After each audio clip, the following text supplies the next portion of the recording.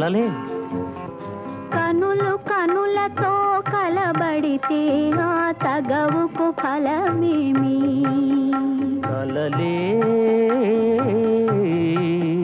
నా కలలో నీవే కనబడితే ఆ చొరవకు బలమేమి? మరులే. మరులు మనసులో స్థిరపడితే ఆపై జరిగేదేమి? మనువు మనువై ఇద్దరు ఒకటైతే ఆ మనుగడ పేరేమి? సంసారం.